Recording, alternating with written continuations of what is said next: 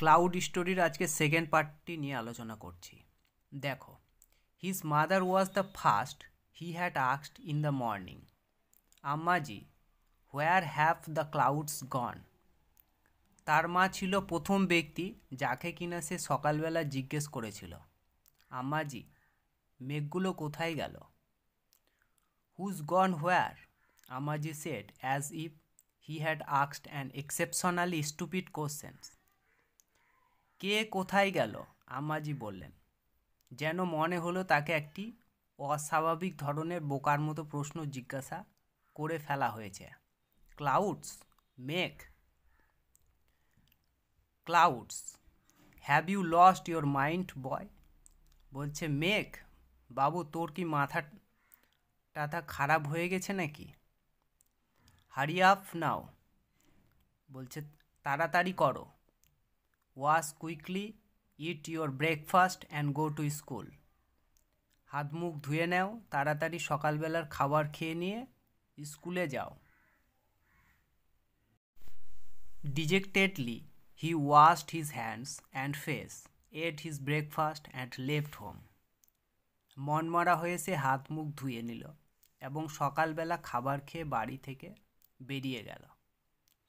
But the question still haunted him, কিন্তু সে প্রশ্নটা তখনও পর্যন্ত তাকে তাড়া করে বেড়াচ্ছে। Where did the clouds go, মেঘগুলো কোথায় গেল। He remembered what he had seen the night before clouds gathering in the dark sky. তার মনে ছিল সে গত রাত্রে কি দেখেছিল। মেঘগুলো কালো আকাশে জমা হয়ে গিয়েছিল। But when he went to sleep the sky was clear and full of stars. কিন্তু সে যখন শুতে গেল আকাশ পরিষ্কার ছিল এবং নক্ষত্ররা ভরা ছিল।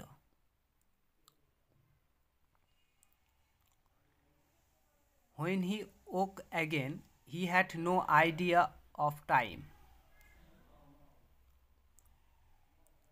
যখন সে আবার ঘুম থেকে জেগে উঠেছিল তার ধারণা ছিল না সে তখন সময় কটা। All he knew was that it was the middle of the night. শুধু সে এইটুকু জানতো যে সেটা ছিল মধ্যরাত্রি। Up there in the sky the clouds were rumbling. সেই সময় আকাশের মধ্যে মেঘগুলো গুড়গুড় শব্দ করছিল। In the occasional flashes of lightning they were dense and black.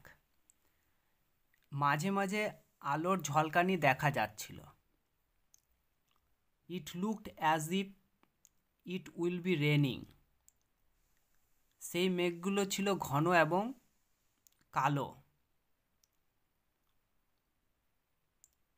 Rain will have ruined his sleeps he knew. তার যেন মনে হচ্ছিল যে বৃষ্টি হবে আর বৃষ্টি তার ঘুমকে নষ্ট করে দেবে। When he got up in the morning he was amazed. যে যখন সে সকালবেলা ঘুম থেকে উঠল তখন সে খুব অবাক হয়ে গিয়েছিল। The sky was clear and empty. যে আকাশটা পরিষ্কার হয়ে গেছিল এবং কোনো মেঘ ছিল না। Not a trash of rain in the courtyard. উঠোনের মধ্যে কোনো বৃষ্টির চিহ্ন ছিল না। He was surprised and saddened the clouds had moved across the skies without shedding a drop of rain.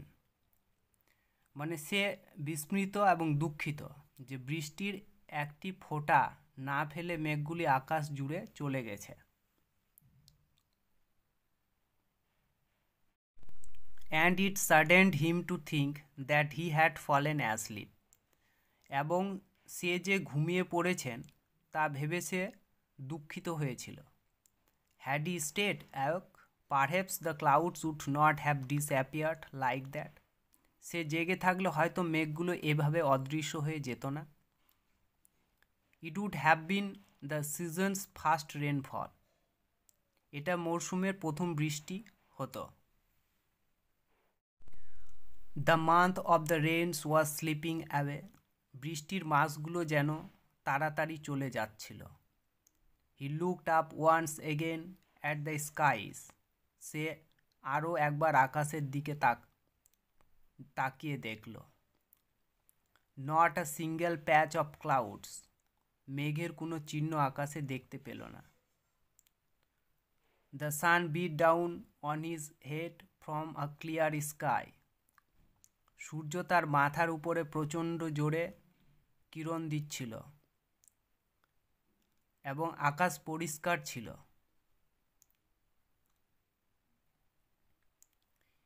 In the fierce heat he walked between the fields.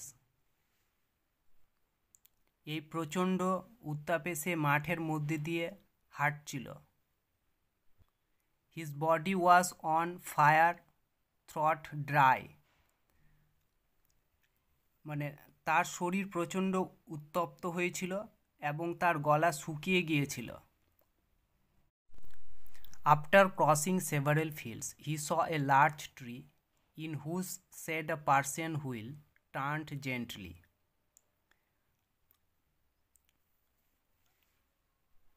কয়েকটি মাঠ অতিক্রান্ত হওয়ার পর এসে দেখল একটা বিশাল বড় গাছ, যার ছায়ায় পার্শ্বিক চক্রগুলো আস্তে আস্তে ঘুরছে।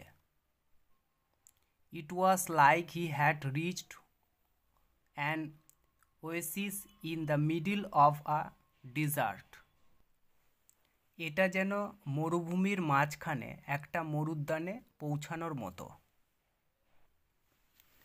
He reached the shelter of the tree and splashed the cool water from the Persian wheel on his dust feet.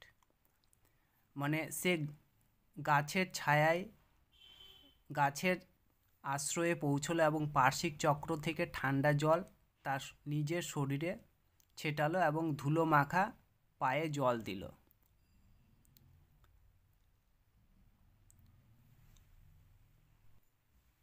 Then he washed his hands and face and drank his fill. তারপর সে তার হাত আর মুখ ধুয়ে যত খুশি তত জল খেলো। দেখো অ্যাক্টিভিটি 4-এ তোমাদের ট্রু ফলস করতে হবে এবং সাপোর্টিং সেন্টেন্স দিতে হবে। তাহলে প্রথমটা দেওয়া আছে, দেখো, in the morning the boy asked the first question to his father. এটা দেখো ফলস হবে, আমি সাপোর্টিংটা দিয়ে দিচ্ছি। দেখো, his mother was the first he had asked in the morning. তারপরে বি নাম্বারটা হচ্ছে তোমাদের ট্রু হবে। বলছে যে the boy's mother asked him to go to the school. সাপোর্টিংটা দেওয়া আছে, দেখো, wash quickly, eat your breakfast and go to school. তারপর দেখো তোমাদের সি নাম্বারে বলেছে when the boy got up in the morning he saw that the sky was cloudless. এটা ট্রু হবে। দেখো, the sky was clear and empty. তারপরে D নাম্বারটা হচ্ছে তোমাদের ফলস। দেখো, the boy was happy to think that he had fallen asleep. সাপোর্টিংয়ে দেখো এটা লিখতে হবে, it saddened him to think that he had fallen asleep. দেখো তোমাদের অ্যাক্টিভিটি 5-এ আনসার দ্য ফলোয়িং কোশ্চেন্স। দেখো এখানে তোমাদের 4টা কোশ্চেন দেওয়া আছে। Which question haunted the boy, A নাম্বারটা। বি নাম্বার বলছে what did the boy see in the middle of the night. C number হচ্ছে how did he feel as he walked between the fields. আর what did he do after reaching the shelter of the tree. আমি তোমাদের আনসারগুলো দিয়ে দিচ্ছি, তোমরা দেখে নাও। দেখো তোমাদের এ নাম্বার কোশ্চেনের আনসারটা হবে the question that haunted the boy was where the clouds had gone. তারপরে দেখো বি নাম্বারের আনসারটা হবে in the middle of the night the boy saw dense black clouds in the occasional flashes of lightning. তারপরে দেখো C নাম্বারের আনসারটা হবে the boy felt that his body was on fire and his throat was dry in the fierce heat of the sun. তারপর তোমাদের D নাম্বারটা দেখো, D নাম্বারের আনসারটা হবে the boy splashed the cool water from the Persian wheel on his dusty feet, he washed his hand and face.